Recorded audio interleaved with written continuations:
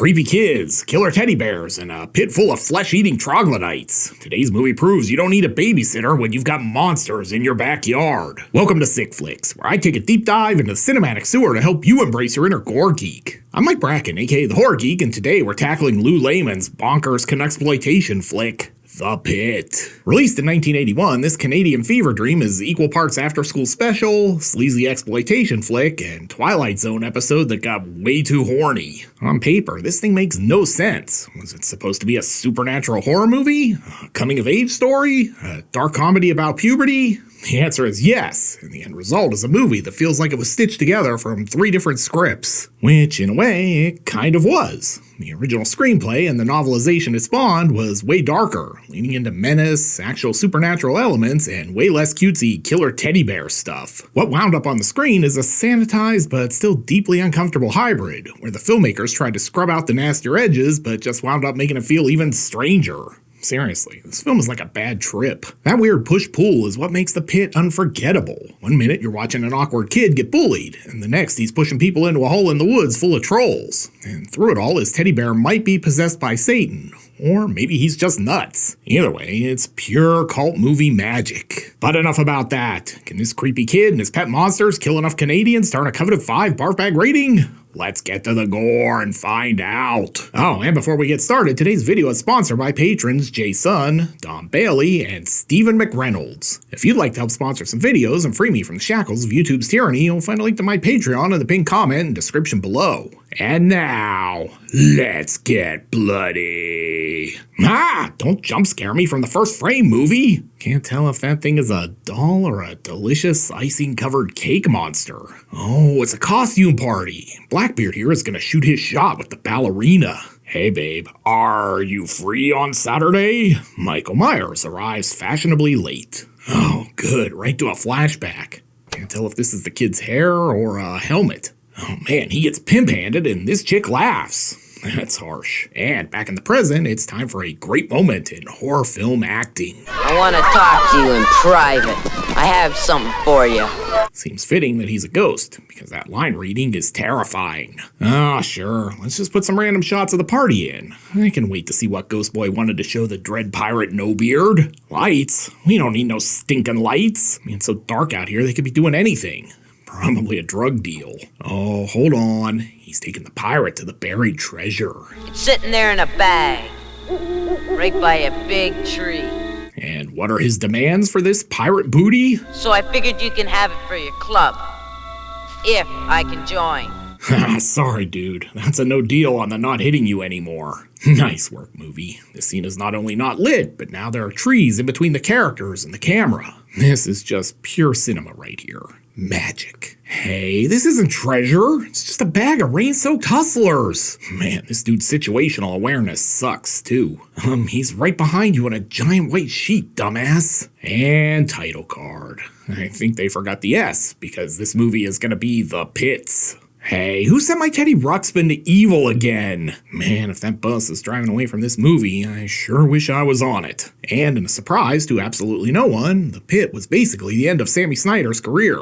He had one TV app appearance after this. There is no truth to the rumor that Jeannie wanted to be credited as Jeannie Alias to distance herself from this movie. It was nice of them to keep the credits in the lower third, so I didn't miss the bus driving out of the shot, though. What is with this music? It's like a Wild World of Disney episode.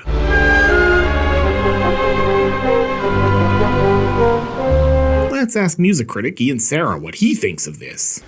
It stinks. Yeah, I gotta agree. Oh, I bet this is where The Simpsons got the Bart writing on the chalkboard opening idea. Directed by Lou Lehman. Shockingly, he never directed another film after The Pit. Guess his directing career went to The Pit to die. I may have had this exact same dorky haircut in 1981. Wait a minute, is this their textbook? I want to enroll in this class. Damn, she didn't let me take the book home. Now how will I learn anatomy? Hey baby, is this the library? Because I'd like to check you out. Man, the 80s. When your glasses weren't just for seeing, they were also an architectural event. It's like, you know how we could spice up spectacles? Give them giant lenses and stems with curves. Hey, wait a minute. Where's she going with that book? Looks to me like she's gonna go study it in the private collections room, if you catch my drift. And Creepy Kid is peeping. I have no idea what is even going on right now. Oh wait, he put the librarian's head on the naked cutout. But I can't show that because PruTube hates boobs. Hey, get down here, you little perv! Over another movie, it looks like we're shooting a Summer's Eve commercial. Do you ever get that not-so-fresh feeling, Barbara? It is a shame they didn't coordinate the chick on the left skirt with the couch. Hey, we already saw this! Come on, movie. We're not even 10 minutes in. You can't start recycling footage already. Anyway, back in the present, Mom drops this bombshell. Well, he's going through that difficult stage. Difficult stage? You mean that last area of Ninja Gaiden on the Nintendo? That shit was rough. You know. Girls. Yes. Oh, right. I still think the Ninja Gaiden stage was harder. Those damn birds. And here's a shocker of a development. Does he have a girlfriend? Well, he has really no friends, boys or girls. No, get out. And he has these imaginary friends, and that worries us. God, Mom's just spilling all of his secrets here. Next, she'll tell her how he locks himself in the bathroom for an hour with the lotion handy. Oh God, no wonder he's messed up. His dad is the old guy version of Booger from Revenge of the Nerds. I am working towards my psychology degree. Oh, of course you are. And I'm just stripping to pay my way through law school. Also, this chick is like a young version of Carla from Cheers. So anyway, the gist of all this is the kid's a problem child, which we already got. Mom thinks he's an angel, Dad thinks he's a nutcase, and the psych major is just looking for a gig to pay her tuition. Frog's like, thank God that weird kid finally left. Upstairs, it's a fancy dinner, since we're filming it through a glass. Oh Jesus, this is giving me some New York Ripper flashbacks. Oh no, is he gonna try the old I dropped my napkin gambit for the upskirt sneak peek? Dad's like, get up here, you pervert. Wow, that escalated quickly. I can't deal with this weird kid anymore. I'm moving out. Probably just going to his Tri-Lambda college reunion. Inside, it's just like that Bill Withers song. Just the two of us. And Dork Boy is gonna shoot his shot. Do you have a boyfriend? Yeah? Why? Shot down. Jesus, look at that haircut. Then it gets weirder. Hey, my eyes are up here. I'm gonna go talk to Teddy. I'm sure this is fine. Probably just another neighborhood kid, right? Or not. I do love that the Teddy talks to him in his own voice, though. Top-notch delusion. She's just what we've been waiting for, isn't she? And it turns out Teddy is a perv, too. What do I do now? Well, she'll get undressed and go into the bathroom. Just give her a minute. Ah, yes, the old I didn't know you were in here naked gambit. This kid knows them all. All right, drink up, but you better not wet the bed. Now he's just gonna solid snake his way into prime peeping position. Oh, hey, it's like they got Peter Brady to be her boyfriend. And watching her sleep while staring at her exposed boob is not creepy at all. Jamie, what are you doing in here? I was just watching you sleep. Since peeping and hitting on her haven't paid off, he's on to plan C, cooking for her. Would you like to know my secret? If you say it's Spanish fly in the scrambled eggs, I'm calling the cops. I know where there's a huge hole in the ground. That's your big secret? But it gets worse, because he tells her there are little things in the hole. They got yellow eyes, little tiny ones, and they're all hunched up. Like nilbogs? Oh my God! Look at her.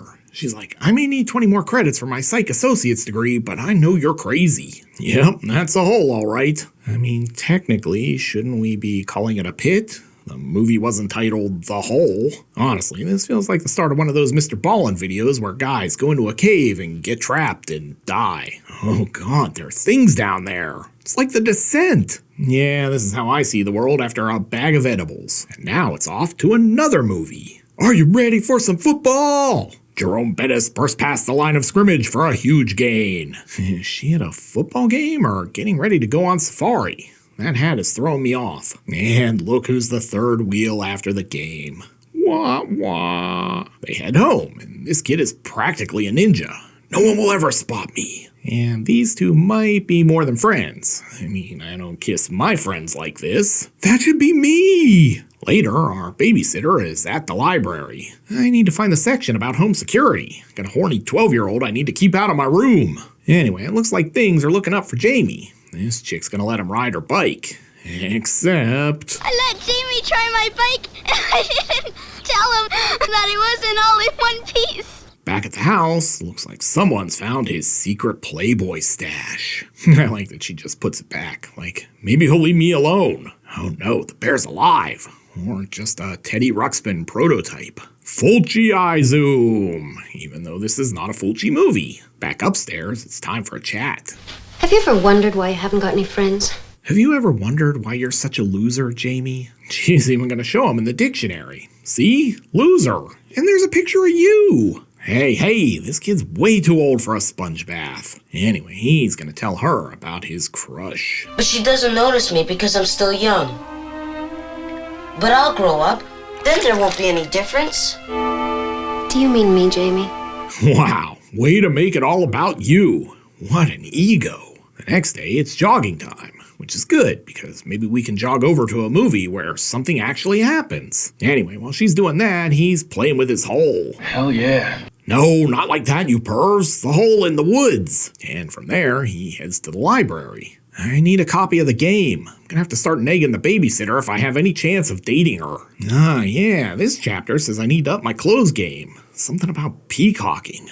God, this kid is such a goober. Now he's putting his meat in the hole. Hell yeah. No, the meat he bought at the butcher shop. He's putting it into the hole, in the woods. Looks like a bunch of guys in ghillie suits to me. Uh-oh, someone's showering. And it's not Linnea Quigley for once. And of course, this kid is there. He's got like radar for naked chicks showering. She's not happy about this, but she probably should have put clothes on before disciplining him. This sends a weird message. Now he's going through her stuff. This kid has some real boundary issues. I'm just gonna check out her underwear drawer, like Daddy Booger used to do back in college. House establishing shot. Now he's basically gonna blackmail the librarian by insisting her niece has been kidnapped.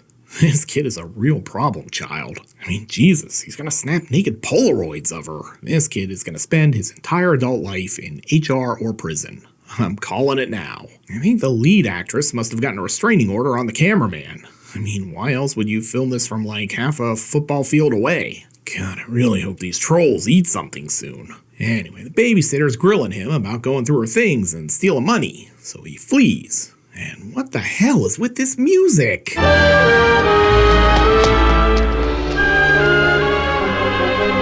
It's like a pervy ABC after-school special. God, stop calling me about my car's extended warranty. I'm 12. I don't even have a license. Live look at me getting enough meat to hit my daily protein macro. Anyway, his attempts to get meat for the trolls is a dead end. But Teddy has some ideas. Nasty people. And we know some awfully nasty people. And his first nasty person? Not gonna lie, I'm totally fine with this. I will say, he must have learned a lot from reading the game. Watch him nag her like a pro. I know where there's a bicycle path that no one has ever ridden. Nobody can. Especially not a girl. She's like, oh, tell me more. So this reminds me, he fed a kid to these trolls at the beginning. How come no one seems to be looking for him? Oh, come on. How did she miss the giant fucking hole there? God, I hate this movie right now. I mean, Jesus, Mr. Magoo could see this thing. And he's not wasting any time because he's got his next victim lined up. Ah, yeah. Just like that jackass bit. Is that a person in an old lady mask? Because that might be the only interesting thing in this movie. I sure hope she put her all-terrain tires on before heading out there. Ooh, look at me. I'm Stephen Hawking. Too soon? Uncle Rico attempts to throw this football over the mountains. And he's gonna fall for the old go deep ploy. Oh no, come on. We're back to the start of the movie. Kill me now. I mean, I'll jump in the pit myself if it ends this flick once and for all. Just literally replaying the entire start of the movie. So I guess that whole opening was a flash forward at random and with no sign that it was something that was gonna happen later. Real quality filmmaking, Lou Lehman. And now he's gonna get the girl too. Wait, did his babysitter invite another guy over? The trolls haven't even pooped out the first guy yet. Also, it's Tom Cruise cosplaying Magnum P.I. He hasn't shown up for football practice. What? He's late for football practice? That happens a lot on this show. Then Jamie gets sassy and gets a taste of her pimp hand. Ah, the 80s, when even the babysitter could pop you one in the chops for getting lippy. Hey, let me make it up to you. why don't you show me your trolls? I will say it's great that she wore her most sensible shoes for walking through the woods. And it turns out she's got theories. They're pigs or warthogs or something. They fell in or the ground collapsed or something. Yeah, sure. Pigs.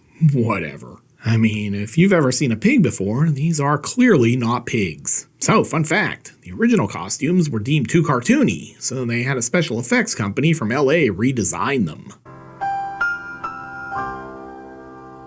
And now, she's trying to convince them they need the authorities to get these things, and he's not having it. But why is she even negotiating? Just go call the zookeepers, lady. He's a kid. And of course she falls in. See? Should have worn sensible shoes. Oh yeah, now you want me to touch you. Well, so much for the sitter. Looks like these guys enjoy finger food. Oh look, his folks are back. What the hell are we gonna do for another 20 minutes in this movie? I'm gonna do my Uri Geller impression and bend this spoon with my mind. Uri Geller, that deserves another Christ I'm old. Great, now 5-0 is here. This is the face of a guy who just realized his fart might be something more. He heads upstairs and... what the hell? A ghost? Got an APB on some bear claws. Heading in to investigate. Oh, forget the donuts. We found a sweet Huffy. Not gonna lie, I'm not convinced these two are capable of cracking this case. Which is really something, since it means they're being outwitted by a 12-year-old who talks to a teddy bear. Oh no, they framed Canadian Darby Hinton! Wait, is the real Darby Hinton Canadian? I better check. 5 minutes later. Nope, he was born in California, so that joke is safe. Wow, he even framed him with the tutu. Jamie might be a criminal mastermind. Hey, look! We confiscated this motorized wheelchair in a drug bust. We're gonna slap some turbos on it and use it as a patrol wheelchair. Meanwhile, Jamie appears to be almost to the end of his rope. Hey, wait a minute. Is he giving them an escape route? I'm sure this is fine. Oh, great. The ghost lady is back. Help me, Obi-Wan. You're our only hope. I feel like they took a just throw everything into this approach. I do love that he goes to the talking bear for reassurance. Yeah, that chick you saw is just your imagination. Not like me, the talking animated teddy bear. Anyway, let's see what the cops are up to. It's amazing to me they basically filmed this in a locker room shower. Look at the tile on the wall. That's totally a locker room. Hey, why does this cop have a US flag patch? You're not fooling me. This movie is as Canadian Tire. We have like 10 minutes left. Should we really be introducing new characters? Ah, crap. The monsters are out. Not gonna lie. It's a bold move to change the entire tenor of your movie in the last half of the last act. Oh, nice cut off George trunks. This is 100% Canadian. It's the Canadian tuxedo of swimwear. Fun fact, this is Lou Lehman's daughter. His wife forbid him from filming any of the nude scenes here, except the one involving his daughter. Awkward. Anyway, she asks him to go skinny dipping, and this is his response. I'm tired. Man, talk about getting shut down. But this movie is about to get even more corny. This guy's like Canadian Jack Hanna. I'm so baked. Hey, are you skinny dipping with the trolls? I do feel like we've just given up at this point. Got an idea for a scene? Great, let's shoot it. I will say at least there's a little bit of gore here. All right, boys, remember, evil dies tonight. Aw, they're like baby Sasquatches. Some people have posited that Lucas built on this idea for the Ewoks in Return of the Jedi. I don't know that he did, but they do look like Temu Ewoks, and like Ewoks, they do seem to eat people. So maybe there's something to it. Anyway, remember when this movie was about a pervy kid, a talking bear, and his babysitter? Those were good times. I miss that movie. Looks like they're holed up in here, boys. Ah, yeah, just like shooting fish in a barrel, or trolls in a hole. Take your pick. Got 'em. Yeah, it was dogs. A pack of them. Dogs? Are you shitting me? It is nice that they died in the hole. This will make burying them way easier. So wait, does this mean Jamie gets away with multiple murders? That doesn't seem right. Ah, yes, a new love interest. He who walks behind the rose wants you too, Malachi. Oh, come on, they filled this hole in. Oh, look out. She's gonna push him in. And freeze frame ending. I'm not even mad. He totally deserved that. And cue credits. So, what have we learned from the pit? Hell if I know. This one is weird even by my channel standards. I I mean, I guess the first takeaway here is that you can totally tinker with a story and ruin it in the process. The novelization and the original script are much darker, and I'd love to have seen those versions. Instead, Lehman gives us a film that has too many weird elements that never go anywhere. Where are the trolls from?